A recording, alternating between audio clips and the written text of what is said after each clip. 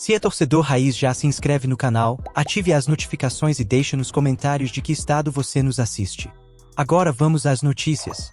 Tite define time titular do Flamengo para jogo contra o Madureira em treino desta sexta. O Flamengo enfrenta o Madureira na próxima rodada do Campeonato Carioca. Depois da vitória por 2-0 contra o Fluminense, o Flamengo se prepara para o próximo compromisso da temporada. Dessa forma, Tite comanda o último treino do elenco rubro-negro na manhã desta sexta-feira com foco no jogo contra o Madureira.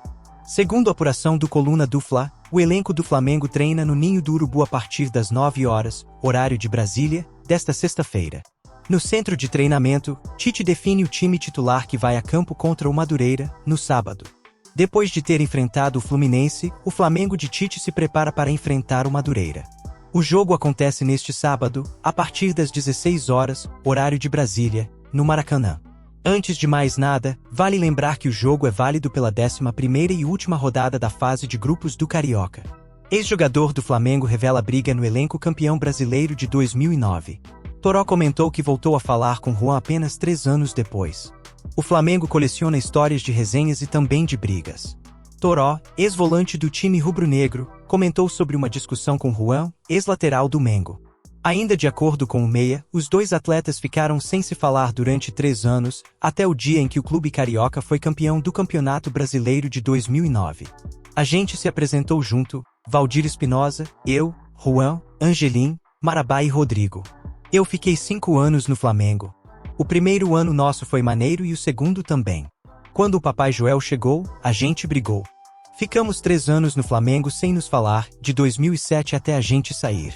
A origem da briga foi o Juan, disse Toró, em entrevista ao Charla Podcast. O Juan era assim, se ele passasse, ele tinha que ser opção. Se ele fosse opção, ele tinha que receber a bola. Se não recebesse, ele já vinha brigando contigo. Tinha que jogar com ele de fone. Eu jogava ao lado dele. Já que os laterais do nosso time eram os meias, só corriam para frente, eu e Ayrton ficávamos muito mais. Eu dava um passo para a esquerda, se tomasse nas costas, não tomava, porque eu estava lá, e o Juan voltava por dentro. Eu fazia isso todas as vezes, no treino e no jogo, comentou. Toró revelou que ficou sem falar com Juan durante 3 anos. Ainda de acordo com o volante, os atletas voltaram a conversar e fizeram as pazes em 2009, no dia do título do Campeonato Brasileiro, quando o time rubro-negro derrotou o Grêmio por 2-1, de virada, no Maracanã. Voltamos a nos falar quando a gente foi campeão brasileiro de 2009. Acabou o jogo, a gente correndo entramos para a história do nosso time de coração, a gente chorando. Essa história é maneira porque minha esposa, que estava na arquibancada, que me contou. Acabou o jogo, o juiz apitou, não sabia para onde correr, e o primeiro cara que eu dou de frente é ele, concluiu. Jornalista revela motivo de Gabigol não ter sido convocado por Tite na Copa do Mundo. Mauro Betting destacou que estreia de Tite pela seleção brasileira minou Gabigol.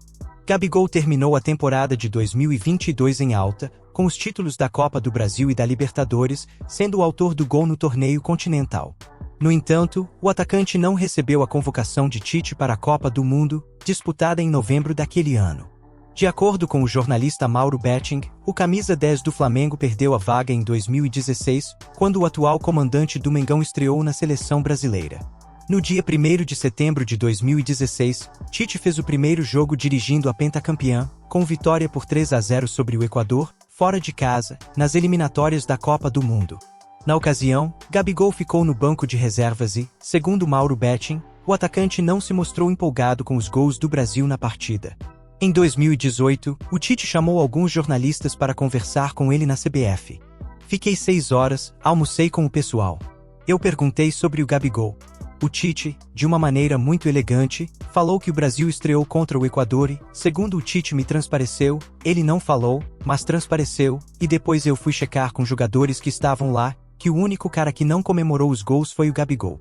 Isso pegou mal para o Tite, disse Mauro Betting, em entrevista ao canal Mundo GV, do ex-goleiro do Flamengo Getúlio Vargas.